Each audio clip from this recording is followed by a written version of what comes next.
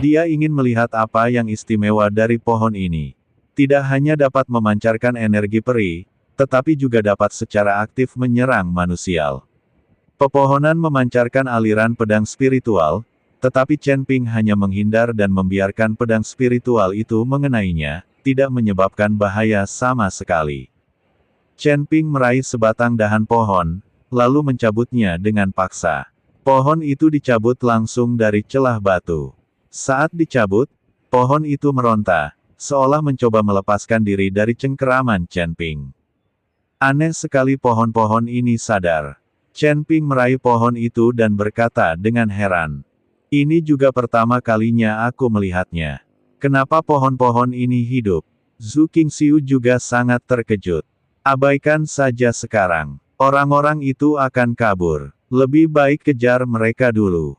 Chen Ping membawa Zhu Qingxiu bersamanya dan mulai mengejar ketiga pembudidaya iblis itu. Selama periode ini, Chen Ping mencoba memasukkan pohon itu ke dalam ring penyimpanan beberapa kali, tetapi selalu gagal. Tahukah Anda, cincin penyimpanan Chen Ping tidak bisa menampung manusia, tapi bisa menampung benda lain. Seperti pohon suci ini, seharusnya tidak ada masalah, tapi Chen Ping gagal beberapa kali.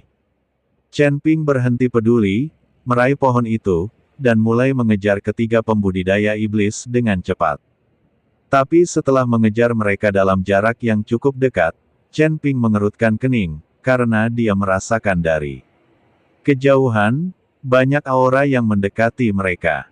Dan ada lebih dari selusin orang, termasuk beberapa di alam Mahayana.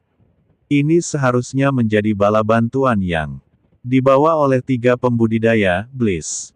Bukankah wilayah timur tandus dan para biksu tidak terlalu kuat? Mengapa begitu banyak biksu kendaraan besar tiba datang ke sini? Chen Ping tidak bisa berkata-kata. Pada saat ini, ekspresi Zhu Qingxiu juga sedikit berubah, dan dia merasakan aura banyak pria kuat, dan buru-buru berkata kepada Chen Ping, rusak, seharusnya bala bantuan dari pembudidaya iblis yang telah tiba, dan ada cukup banyak dari mereka. Kami masih tidak ingin mengejar mereka. Berjalan, Chen Ping mengangguk, lalu membawa Zhu Qingxiu dan lari dari arah lain. Yang harus dia lakukan hanyalah meninggalkan kawasan Laut Matil. Tidak lama setelah Chen Ping dan yang lainnya pergi, terjadi fluktuasi dalam kehampaan, dan seorang pria berjubah berwarna darah muncul. Di belakangnya ada banyak biksu, beberapa di antaranya adalah alam Mahayana tingkat pertama. Jika Chen Ping tidak pergi, dia akan terkejut ketika melihat pria berjubah berdarah, karena orang tersebut adalah Ning yang mengambil batu iblis dan melarikan diri.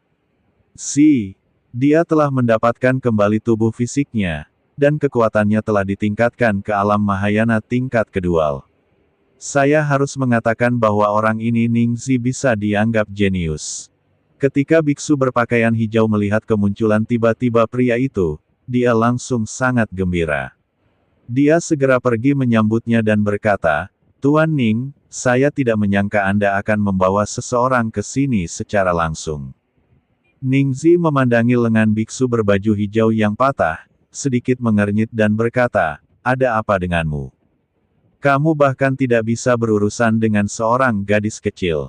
Wajah Ningzi penuh amarah, yang membuat takut biksu berbaju hijau. Tuan Ning, jika hanya Zhu Qingxiu saja, kami pasti sudah menangkapnya sejak lama, dan kami akan mendapatkan buku rahasianya. Sayang sekali Chen Ping muncul di tengah jalan. Orang ini sepertinya tidak berada pada level tinggi, tapi kekuatannya tidak lernah dan memiliki baju besi yang berharga. Dia benar-benar membuat kita sangat menderita. Biksu berbaju hijau menjelaskan dengan cermat. Chen Ping, Ningzi sedikit terkejut, dan kemudian wajahnya menunjukkan sedikit kegembiraan. Hahaha, kami benar-benar musuh di jalan sempit. Orang ini sebenarnya datang ke wilayah timur. Saya khawatir tidak dapat menemukannya. Tuan Ning, tahukah Anda itu Chen Ping? Orang itu diperintahkan oleh pemimpin aliansi untuk diburu dengan pengorbanan 100 tahun. Jika kita bisa menangkap Chen Ping, kita bisa menemui pemimpin aliansi untuk menerima upeti 100 tahun. Biksu di Xingyi buru-buru berkata,